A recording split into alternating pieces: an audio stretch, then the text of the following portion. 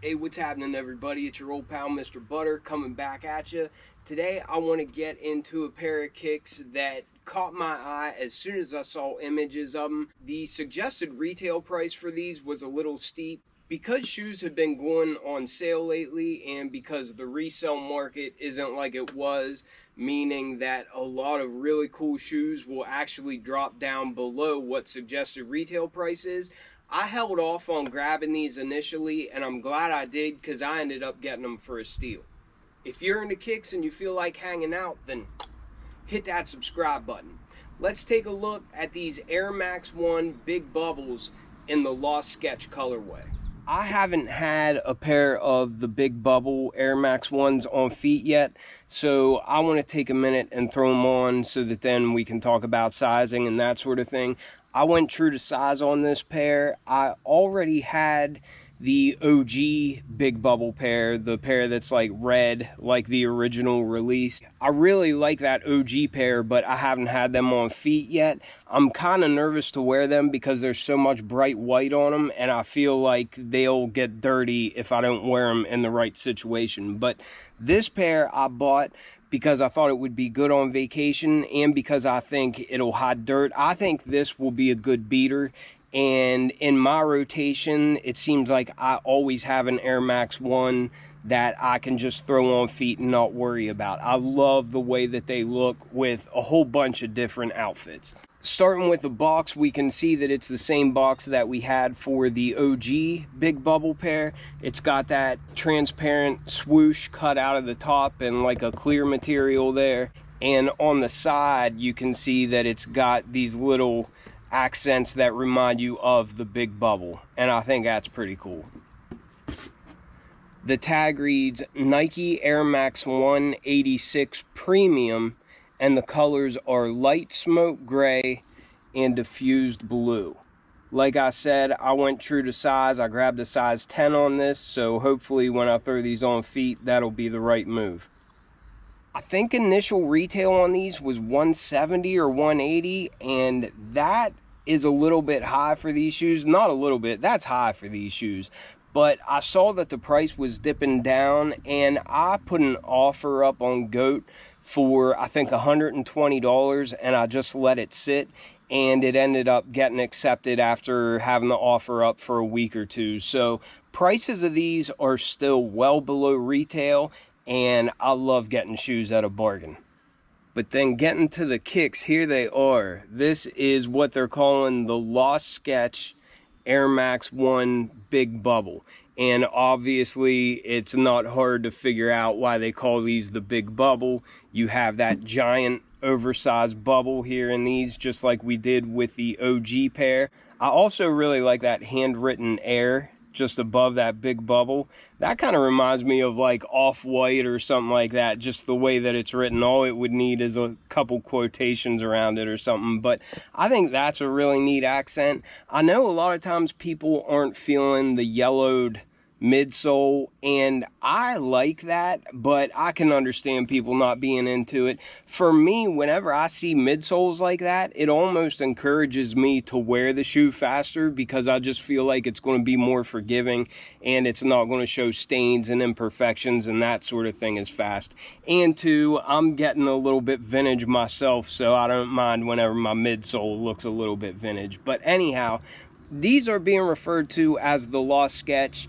On Nike's website, they said that they took inspiration from a sketch from Tinker Hatfield's notebook, and I don't know how accurate that is. I don't know if these were the colors that Tinker had in mind whenever he drew that sketch, and I don't know that anybody's actually seen that sketch that was in his notebook, so I don't want to say that that's all lies or whatever, but I haven't seen any evidence that Tinker Hatfield had a sketch that looked like this. I don't know why they'd make that up. They're calling these the Lost Sketch because of a drawing that was in Tinker Hatfield's notebook. And I do think that's a pretty cool inspiration. I love this safari print that we have along the bottom, or elephant print, whatever you want to call it.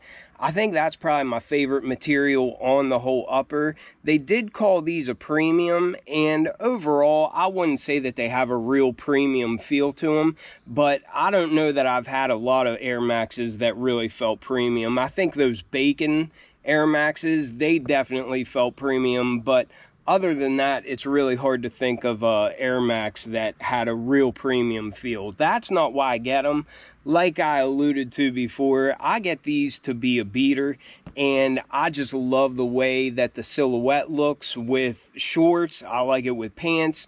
Really, you can style these things effortlessly. Blue is my favorite color, and I know on the tag it said gray, but I feel like all the colors on the upper of this shoe have a tint of blue to it. But I really, really like the look of these in hand, and I'm really hoping that I did the right thing going true to size on these. Also, like I said, I haven't had a big bubble pair on feet, so I'm wondering what the comfort's going to be like. I don't know if it'll be exactly like other Air Maxes, or if you'll feel like you're kind of wearing a pair of heels or something. So I'm really looking forward to getting these on feet and seeing how they feel. We have a standard Air Max 1 tread pattern. It's got the waffle tread there in the front, and then Air branding, Nike Air branding there at the midfoot, but it's all in this nice dark blue color. I like that because it'll hide dirt. Then as we come up to the midsole, of course, like I said, we've got this yellowed foam, and I can understand people not being into it, but I kind of like that. Along with that, we have that huge air bubble, and it's really crystal clear. It looks really, really nice. And again, we've got this handwritten Air branding just above that bubble, and I think that's pretty cool. But I really love the way this midsole looks on this pair.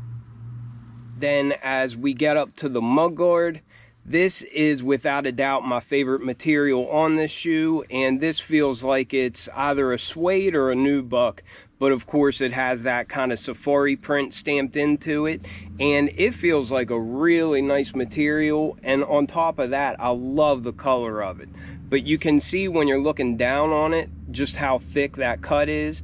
And like I said, that is definitely my favorite material on this shoe, and I think it looks great. But that mudguard material runs almost the whole way around the shoe.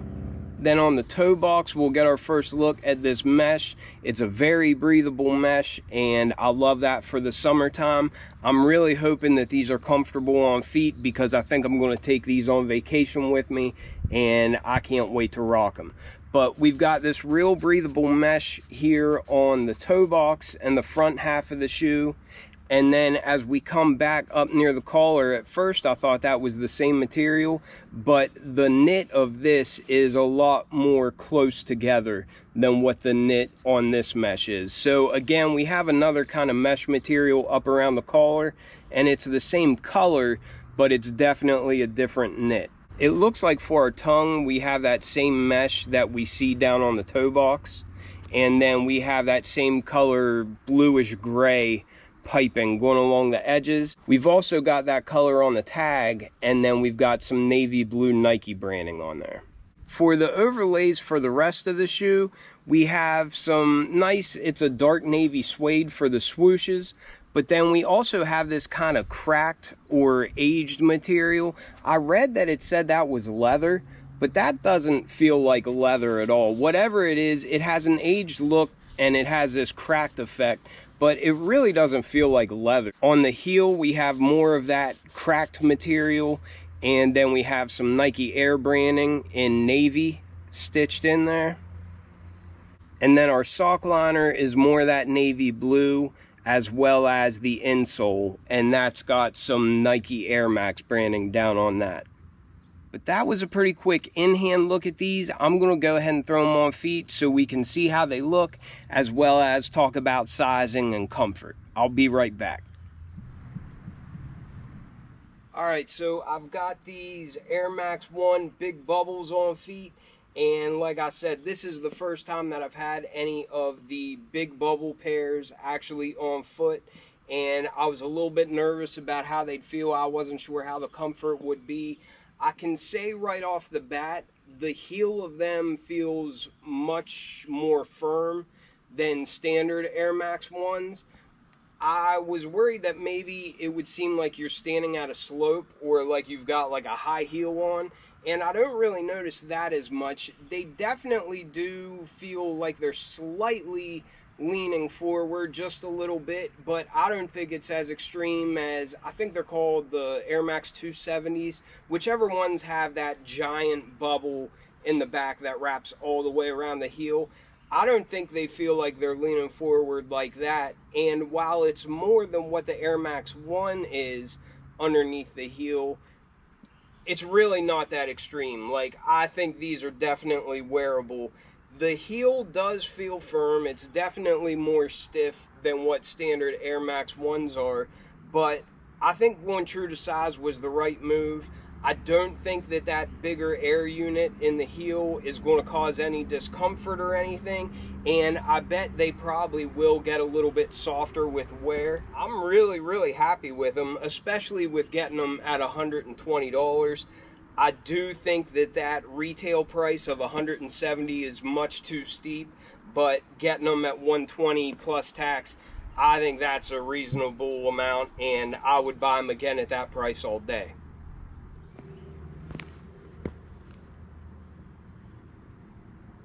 I love the style of them.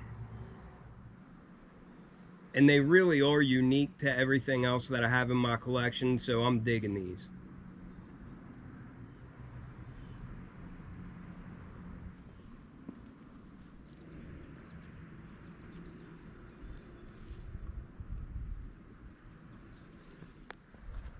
I think they look great while they're on feet, looking down at them. Ignore the kids' toys.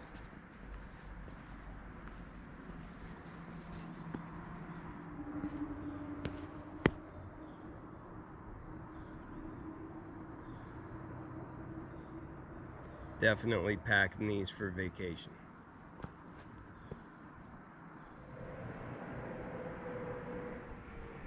Alright, so hopefully that was enough to give you a good look at these Lost Sketch Air Max 1s. I'm really digging them. The comfort seems pretty decent. Not the most comfortable shoe that I've worn, but I heard where some people were saying that the big bubble pairs were really uncomfortable. I don't think they're bad at all. I do think that the cushion under the heel will probably get softer as you wear them. It does feel a little bit firm, but I got no complaints with how they feel on feet, and I think true to size worked out well for me. I appreciate y'all watching tremendously. Let me know down in the comments what you think of them, and I will catch you on the next one. I'm out.